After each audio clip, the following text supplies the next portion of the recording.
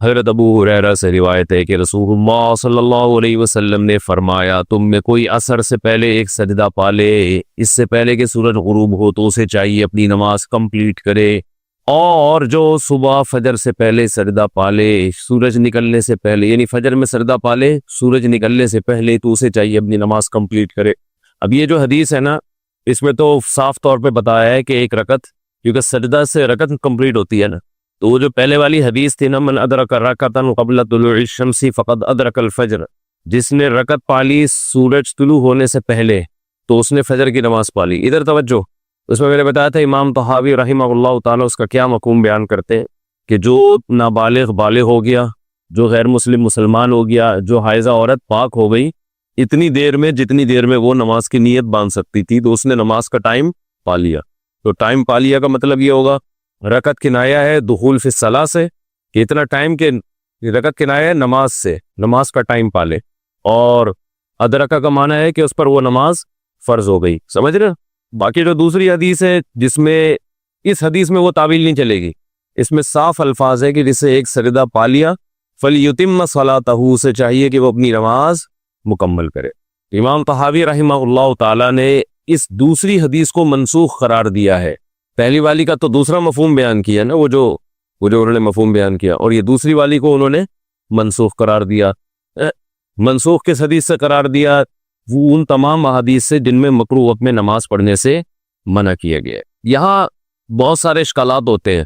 ایک اشکال تو یہ ہوتا ہے کہ جن احادیث میں مکروہ وقت میں نماز پڑھنے سے منع قرار دیا، اگرچہ وہ ٹھیک ہے، بہت مشہور صحاح کی احادیث ہے، لیکن احناف کا اصول یہ ہے کہ النہی عن التصرفات الشرعیہ یقتضی مشروعیتہا، کسی شرعی عمل سے جب روکا جائے گا نا تو یہ اس کی علامت ہے کہ وہ شرعی عمل درست ہو جائے گا، تبھی تو روکا جا رہا ہے۔ تو جب مکروہ وقت میں نماز سے ہمیں روکا جا رہا ہے تو یہ اس کی علامت ہے اس وقت نماز ادا ہو جاتی ہے، البتہ گناہ ملتا ہے، نماز ادا ہو جائے گی البتہ گناہ ملے گا۔ تو جب ایک آدمی نے طلوع آفتاب سے پہلے نیت باندھ لی اور درمیان میں آفتاب طلوع ہونے لگا، اگر ہم اس کو یہ حکم دیتے کہ نماز توڑ دو تو عمل بالکل باطل ہو رہا ہے، فاسد نہیں ہو رہا۔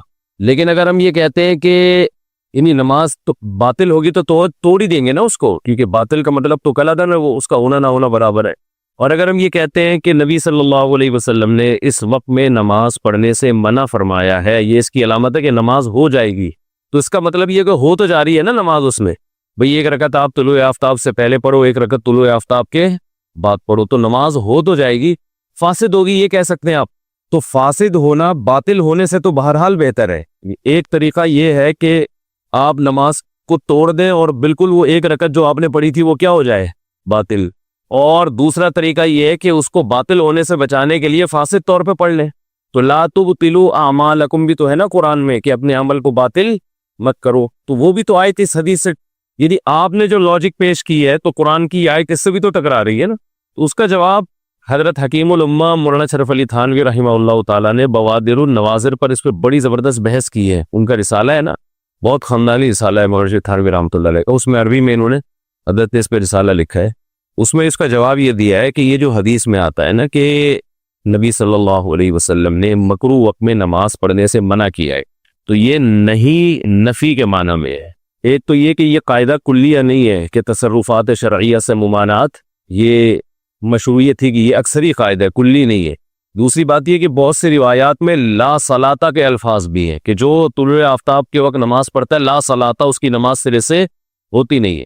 تو اگرچہ لائے نفی جنس بھی بعض دفعہ مشروعیت کی نفی کے لیے ہوتی ہے، مشروعیت کی نفی کے لیے نہیں ہوتی، کمال کی نفی کے لیے ہوتی ہے، لیکن دونوں طرف جب احادیث ہے تو کہتا ہے کہ ہم نے نماز کو اگر ہم بالکل باطل قرار دے تو اس کی قضا لازم آئے گی، باطل قرار نہ دے تو قضا لازم نہیں آئے گی۔ تو احتیاط کا تقاضا یہ کہ باطل قرار دیا جائے تاکہ مبتلا بھی پر قضا لازم ہو۔ تو احتیاطاً ہم نے طلوع آفتاب کے وقت نماز کو فاسد کہنے کے بجائے احتیاطاً ہم نے باطل کہا ہے، یہ انہوں نے اس کا جواب دیا ہے، سمجھ رہے ہو؟ لیکن بہت سارے اشکالات پھر بھی ہوتے ہیں۔ اشکالات یہ ہوتے ہیں کہ نبی صلی اللہ علیہ وسلم نے یہ جو فرمایا نا کہ من ادرکا، جو سردہ پالے طلوع آفتاب سے پہلے فلیتم صلاتہ، سے چاہیے کہ اپنی نماز مکمل کرے، تو اس حدیث کی کوئی مزیدار تعویل بنتی نہیں ہے، تو صاف طور پہ حکم ہے نا کہ کمپلیٹ کر لے اس کی نماز۔ یہی وجہ ہے کہ امام ابو یوسف رحمہ اللہ تعالی حنفیہ میں اسی کے قائل ہیں کہ اگر کسی نے نیت باندھ لی اور اسے پتہ چلا کہ سورج طلوع ہو رہا ہے تو وہ نماز توڑے نہیں بلکہ کمپلیٹ کرے وہ نماز. اور وہ کہتے ہیں کہ وہ احادیث جن میں اس وقت میں سجدہ کرنے سے منع کیا گیا ہے تو ان پر بھی عمل کرے اور اس حدیث پر بھی عمل کرے. دونوں پر ایسے عمل ہوگا کہ اسی وقت توقف اختیار کر لے، یعنی نماز کو توڑے نہیں بلکہ نماز میں رک جائے، خاموش کھڑا رہے، جب سورج ایک نیزے تک بلند ہو جائے نا اور مکروہ وقت گزر جائے تو پھر آگے نماز کو کنٹینیو کرے. تو امام یوسف کا قول دلائل کے لحاظ سے بہت مضبوط ہے. اس میں حنفیہ کا مشہور قول تو یہی کہ نماز بس توڑ دینا، لیکن امام یوسف کا قول اس میں دونوں طرح کی احادیث میں جمع ہو رہا ہے. سمجھتے ہو؟ دوسری بات یہ کہ بعض حضرات نے یہ بھی کہا کہ یہ جو حدیث میں آتا ہے فَلْيُتِمَّ صَلَاتَهُ کہ وہ اپنی نماز کمپلیٹ کرے، تو وہ کہتے ہیں ٹھیک ہے نماز تو کمپلیٹ کرے گا لیکن یہ نماز فرض نہیں ہوگی، نفل بن جائے گی، کیونکہ حدیث میں یہ نہیں ہے کہ بطور فرض کے کمپلیٹ کرے. حدیث میں تو ہے کہ اس کو باطل ہونے سے توڑنے سے بچانے کے لیے کیا ہے کمپلیٹ کر لے، تو وہ نفل بن جائے گی، بعد میں فرض نماز لوٹا لے. لیکن اس پر ایک اشکال ہوتا ہے کہ حدیث میں یہ الفاظ بھی ہیں کہ لم یفت صلاتہ، جس نے ایک رکعت طلوع آفتاب سے پہلے پالی تو اس کی نماز فوت نہیں ہوئی ہے. تو اس کا جواب پھر وہی ہے کہ اس کی نماز فوت نہ ہونے کا مطلب یہ ہے کہ اس کی نماز کا ٹائم فوت نہیں ہوا. اب سوال وہی ہوتا ہے کہ اتنی گھما پھرا کے آپ تعویلات کر کیوں رہے ہیں؟ گھما پھرا کے تعویلات اس لیے کر رہے ہیں کہ ایک حدیث تو یہ ہے جس میں نہیں طلوع آفتاب کے وقت نماز سے منع کیا گیا ہے، لیکن حقیقت یہ ہے کہ اس کا بھی امام شافعی نے بڑا خاندانی جواب دیا ہے کہ بھئی حدیث میں طلوع آفتاب کے وقت سے نماز سے روکا گیا ہے، تو وہ کہتے ہیں ہم یہ تھوڑی کہتے ہیں کہ فجر میں اتنی تاخیر کرو کہ طلوع آفتاب کے وقت آپ نماز پڑھو، اس سے پہلے ایک رکعت پڑھو. یہ تو حدیث میں اتفاق سے کبھی ایسا ہو جائے. یعنی دونوں طرح کی احادیث میں جو تطبیق امام شافعی نے جو طریقہ اختیار کیا وہ بہت واضح ہے.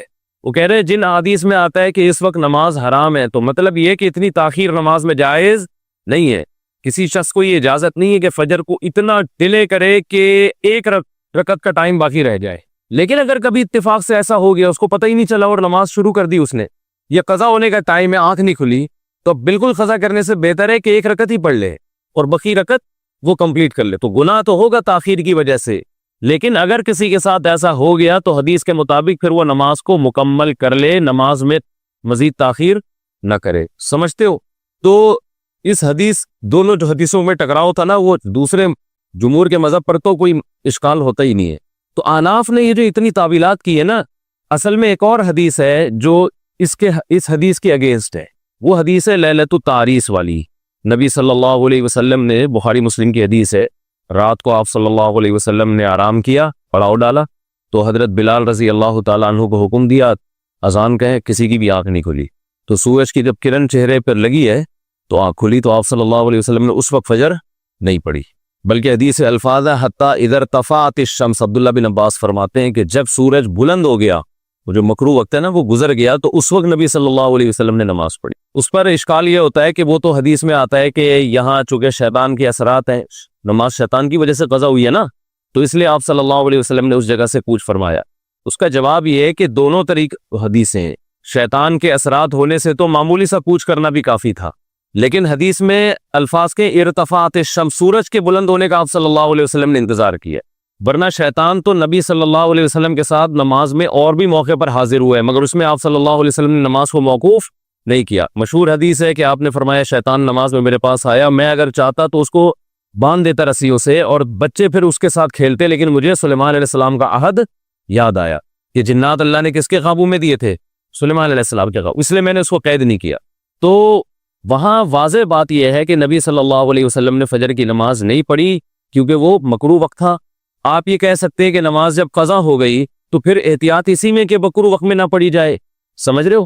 آپ یہ کہہ سکتے ہیں نا کہ جب نماز قضا ہی ہو گئی تو اب مکروہ وقت میں پڑھنا تو ٹھیک ہے، نہیں ہے، بات تو اس کی ہو رہی ہے کہ ابھی قضا ہوئی نہیں ہے، ایک رکعت آپ کو طلوع آفتاب سے پہلے مل گئی ہے.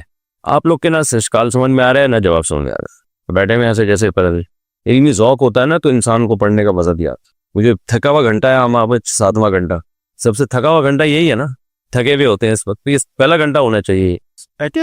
ہاں تو کیا کریں، اشکال جواب تو یہی تو ہے نا، علم میں یہی تو ہوتا ہے، اشکال ہے تو جواب، اشکال ہے تو جواب ہے. تحقیقات تو اسی کو کہتے ہیں. اور میں تو بہت مختصر کر کے بتا رہا ہوں کیونکہ میں اگر پوری ڈیٹیل پورا تو 2 مہینے اسی میں لگ جائیں، تو میں تو خلاصے کے طور پر بیان کر رہا ہوں. آگے چلو.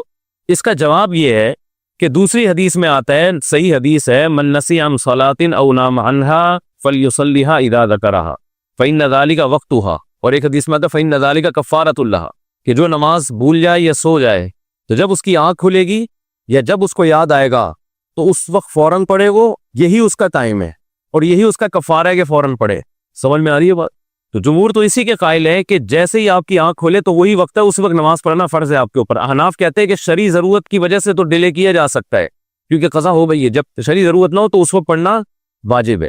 یعنی تھوڑی سی احناف نے گنجائش دی کہ قضا تو چونکہ ہو ہی گئی ہے تو کوئی شرعی ضرورت ہو تو ٹھیک ہے، نہیں ہے تو بہرحال اس وقت قضا واجب ہے۔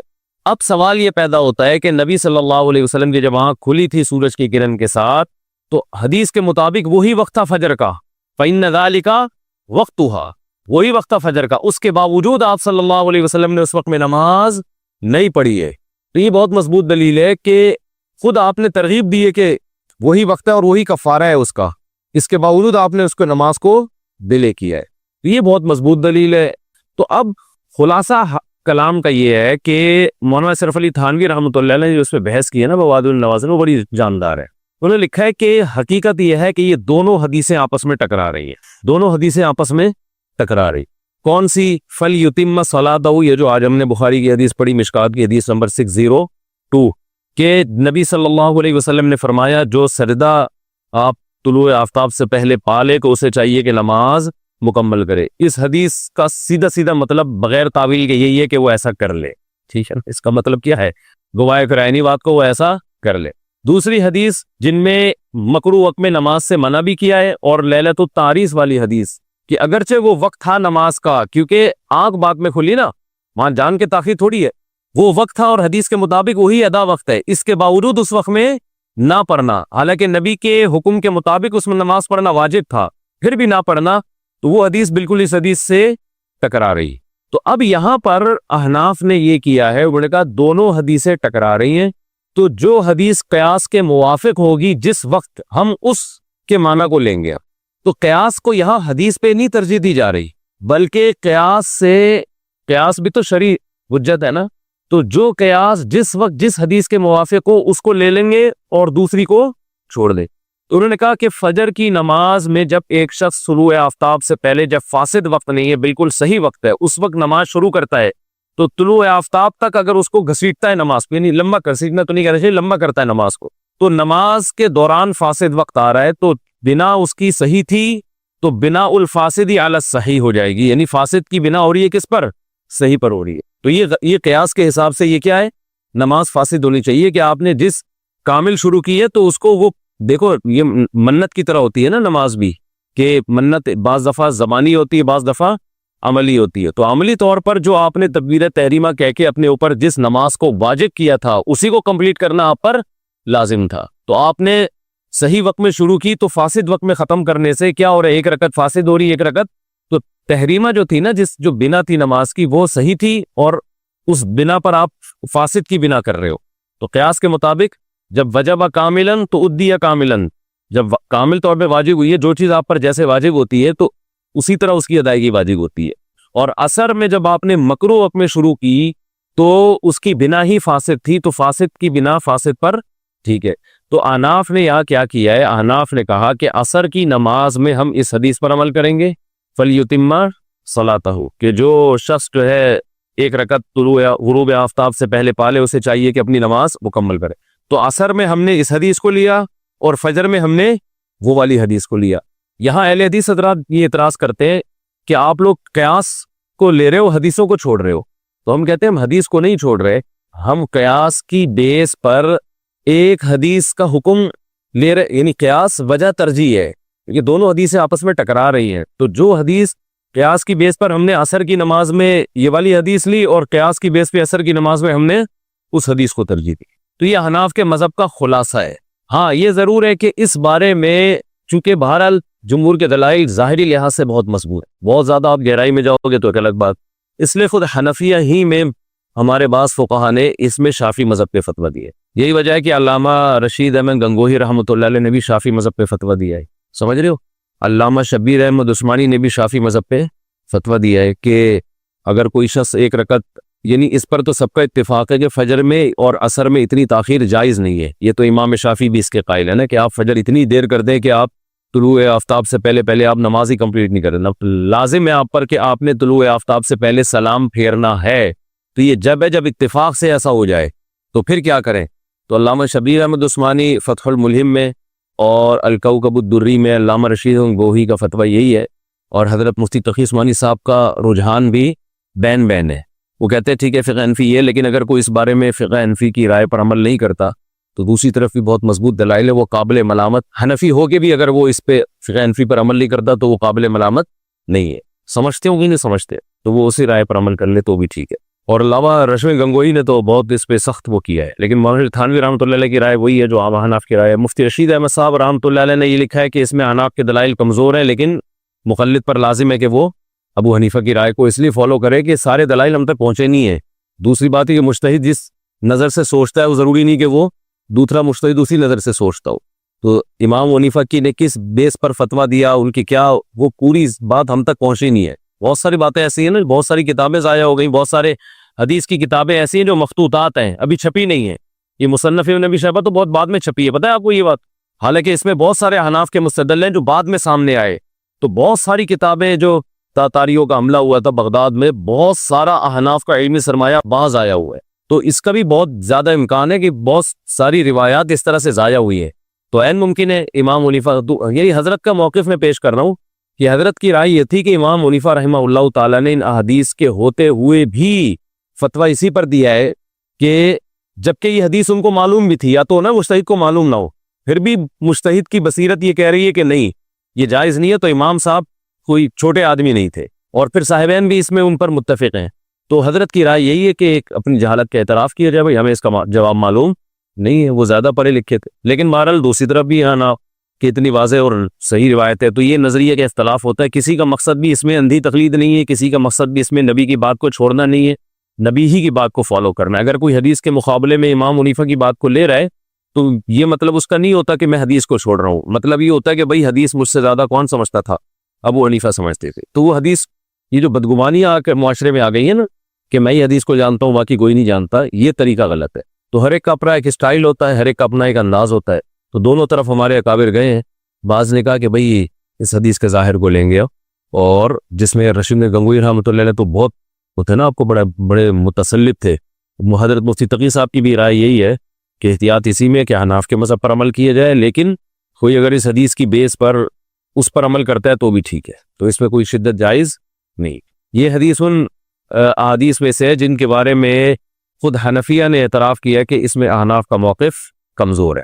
بعض حنفیہ نے اعتراف کیا کہ اس میں احناف کا موقف کمزور ہے، لیکن مولانا شیخ تھانوی رحمۃ اللہ علیہ بھی بہت بڑے محقق تھے، انہوں نے اس کا اعتراف نہیں کیا کہ احناف کا موقف کمزور ہے. انہوں نے یہ تقریر کی ہے جو میں نے آپ کے سامنے کی ہے کہ احناف نے دونوں حدیثوں پر عمل کیا ہے، کیونکہ دونوں آپس میں کیا ہے، ٹکرا رہی ہیں، دونوں اپنی اپنی رائے. تو فتویٰ کس پہ دیا جاتا ہے؟ خلاصہ یہ نکلا کہ فتویٰ کس پہ دیا جائے گا. تو ہمارے ہی مدارس میں اکثر تو فتویٰ فقہ حنفی پہ ہی دے رہے ہیں، اور بعض جگہوں پر اس کے اگینسٹ بھی فتویٰ دیا جاتا ہے. دارالعلوم کرنگی میں اس کی گنجائش دی ہے، دارالعلوم کرنگی کے فتوے میں، کہ کوئی اس پر بھی عمل کرے. ٹھیک ہے، جامع رشید سے بھی فتویٰ شائع ہوا، وہ 2 مفتیوں کے دستخط ہوئے تھے، باقیوں کا اتفاق ابھی نہیں ہوا، وہ چل رہا ہے. تو اس میں یہ ہے کہ اس پر عمل کرے. تو مطلب یہ کہ اس میں شدت جائز نہیں ہے، کوئی بھی کسی کی رائے کو فالو کرے. سمجھ میں آتی ہے؟ اچھا، دوسرا ان فروعی مسائل میں، اختلافی مسائل میں، یہ جو بعض باطل لوگوں کا طریقہ ہے نا کہ نہیں جب تک مسئلہ حل نہیں ہوگا ہم آگے نہیں چلیں گے، تو مسئلہ قیامت تک حل نہیں ہوگا. سمجھ رہے ہو؟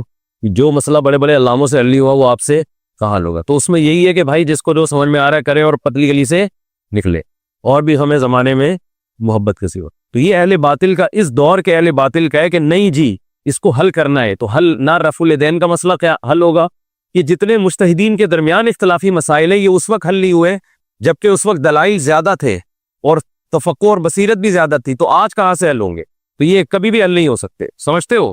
بس اس میں امت کو یہ سکھایا کہ اختلاف کا تحمل کرو، جو جس رائے پر عمل کر رہا ہے اس کو جانے دو، اور آگے بڑھو، کوئی اور کام کرو. چلو جی Sali, vi obrigado,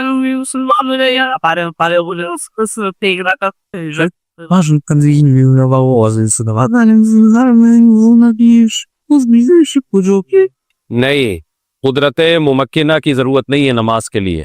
ہاں، قدرت ممکنہ تو اسی کو کہتے ہیں نا، قدرت میسرہ کی ضرورت نہیں ہے. زکوٰۃ کے لیے قدرت میسرہ ضروری ہے، نماز کے لیے ممکنہ کا مطلب امکان. وہ تو بہت توہم بھی ہو وہ تو حسامی میں پوری ڈیٹیل آپ پڑھ لینا. We give it thousands کیوں کوری کی برکت کی بات سے بس نماز کی ابتدا نہیں ہوئی لیکن واجب تو ہو گئی تھی نا. تو یہاں بھی تو واجب ہو گئی تھی نا اس پر, جب صحیح وقت ہے واجب ہو گئی تھی. تو جب واجب ہو گئی تھی تو اس کو مکروہ وقت میں کمپلیٹ کرنا اگر واجب ہوتا تو مکروہ وقت میں شروع کرنا بھی واجب ہوتا, کیونکہ نبی پر بھی نماز واجب ہو گئی تھی نبی کی حدیث کے مطابق. تو آپ نے مکروہ وقت میں کیوں شروع نہیں کی اس کو, سمجھ رہے ہیں؟ تو یہ تو اور احناف کی تائید ہوتی ہے نا کہ ابتدا صحیح وقت میں ہوئی اور آپ اس کو مکروہ وقت میں کیوں مکمل کر رہے ہو. وہاں تو بطریق اولا اجازت ہونی چاہیے تھی, کیونکہ ابھی مکروہ وقت میں ہی ابتدا ہوتی, مکروہ وقت میں ہی ختم ہوتی. تو واجب ہونے کے باوجود آپ نے مکروہ وقت میں نہیں پڑھی ہے, سمجھتے ہو بھائی؟ تعارض اس طور پر ہو رہا ہے کہ مکروہ وقت میں جبکہ نماز آپ پر لازم تھی, اس کے باوجود آپ نے, کیونکہ حدیث کے مطابق وہی اس کا وقت ہے جب آنکھ کھل جائے. تو لیلت تعریس میں جب نبی کی آنکھ کھلی صلی اللہ علیہ وسلم تو وہ وقت تھا, وہ واجب وقت تھا. اس سے مزید ڈیلے کرنے میں نماز قضا ہو رہی تھی, مگر آپ نے قضا ہونے دی مگر مکروہ وقت میں نہیں پڑھی آپ نے, سمجھتے ہو؟ یہ بہت مضبوط دلیل ہے. چلیں, لیکن بہرحال دونوں طرف دلائل ہیں. چلو جی, یہ جو ہم پڑھتے ہیں نا حناف کی یہ دلیل ہے اور فلانے کی یہ دلیل ہے اور فلانے کی یہ ترجیح ہے, یہ صرف مجتہدین کی اس کے ایک لاجک بیان کرنے کے لیے کہ ان کی نظر میں کیا کیا دلائل تھے. باقی یہ بحثیں ساری کمپلیٹ ہو چکی ہیں, تبھی مذاہب بن چکے ہیں. جو فقہ شافعی کو فالو کر رہا ہے وہ بھی ٹھیک ہے, فقہ حنفی کو فالو کر رہا ہے وہ بھی ٹھیک ہے. سب نے اپنے اپنے طور پر جو جس کو سمجھ میں آیا اس نے اس پر عمل کیا ہے اور فقہ مدون ہو گیا. ہم اہل حدیث حضرات سے ہی کہتے ہیں مزید امت کو دلائل کے نام پہ آپ الجھاؤ نہیں. مدرسوں میں تو اس لیے دلائل پڑھے جاتے ہیں طلبہ کو مجتہدین کا پتہ تو چلے نا کون کس دلیل سے سوچتا تھا. یہ اس لیے نہیں پڑھایا جاتا کہ اب آپ خود مجتہد بن کے نئی تحقیق لے کر آئیں مارکیٹ میں. تحقیق وہی ہے جو ہو چکی ہے, اسی پہ فتویٰ دینا پڑے گا. یہ تو صرف تاکہ دین محفوظ رہے اور آپ کو مستدلات ان کے معلوم ہو کہ مجتہدین کی کیا کیا نظر تھی اور کس کس طرح سے وہ سوچتے تھے. تو اس میں کرنا کچھ نہیں ہے, کرنا یہی ہے کہ فقہ بھی مدون ہو چکا, فتویٰ بھی, مفتہ بھی, قول بھی ہر مذہب میں مدون ہو چکے ہیں, وہ فتویٰ اسی پہ دینا ہے. سمجھتے ہو؟ اب یہ نہیں کہ ان کی تحقیق ہے تو ایک نیا فتویٰ نکال دیا, ان کی تحقیق ہے تو نیا فتویٰ نکال دیا. ہاں, احناف میں ہی محققین میں ہی اختلاف ہو جائے یا شوافع کے ہی محققین میں آپس میں اختلاف ہو جائے تو پھر ان کے دونوں قول ہوتے ہیں. پھر وہ ایک مشہور بات ہے کہ احوط یہ ہے, ایسر یہ ہے. فقہ کی اصطلاح ہے نا, اس میں احتیاط ہے اور یہ کیا ہے آسان. احتیاط پر عمل کرنا ہے تو اس قول پہ کر لو, آسانی پر عمل کرنا ہے تو اس قول پہ عمل کر لو. چلیں جی. یہ حادثی دعوت یوز کے بعد یوز آگے ماناف ندی ہوزی لگے وانا باب سلام مان. ہاں, یہ بھی ٹکراؤ ہے نا. فلا لا تبطلوا اعمالکم, یہ والی آیت سے شوافع کی تائید ہو رہی ہے اپنے اعمال کو, اور احناف تو اس آیت سے بہت جگہ پر استدلال کرتے فقہی. تبھی تو رشید احمد گنگوہی رحمۃ اللہ علیہ نے اسی آیت کو بیس بنا کر اس بارے میں شافعی مذہب کو راجح قرار دیا کہ اپنے اعمال کو باطل نہ کرو. اب آپ نے شروع کر دی فجر کی نماز, تو اگر آپ اس کو توڑتے ہیں تو وہ بالکل باطل ہو جاتی ہے. تو اسی وجہ سے خود احناف نے امام یوسف اس کے قائل ہے کہ باطل نہیں کرو. امام یوسف کا قول بڑا مضبوط ہے اس بارے میں. فلیتم صلاۃہ, کہہ رہے نماز کمپلیٹ کرو, لیکن یہ تھوڑی ہے کہ فوراً کر لو, رک جاؤ, جب سورج طلوع ہو جائے اوپر چلا جائے تو پھر آگے سے شروع کر دو. اتنی لمبی نماز آج کل پبلک پڑھے گی نہیں, 20 منٹ تک کڑے رہیں گے وہ.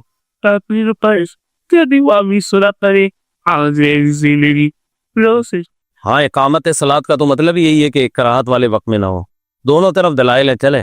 لیکن سب سے سری دلیل جو ہے نا جمہور کی, وہ یہ بخاری کی حدیث ہے کہ جو ایک رکعت پالے طلوع آفتاب سے پہلے, سجدہ پالے, تو فلیتم صلاۃہ, کیونکہ صلاۃہ میں وہ والی تعویل بھی کہ ہم اس کو نفل فرض کر لیں, تو صلاۃہ کا معنی وہ والی نماز متبادر یہ کہ جو اس سے شروع کی ہے, شروع فرض کی ہے, تو نوافل کیسے مان لو گے آگے سے؟ سمجھتا نہیں ہے نا بات کو, جب نہیں پڑھے گا رات کو تو کیسے سمجھے گا آپ. چلے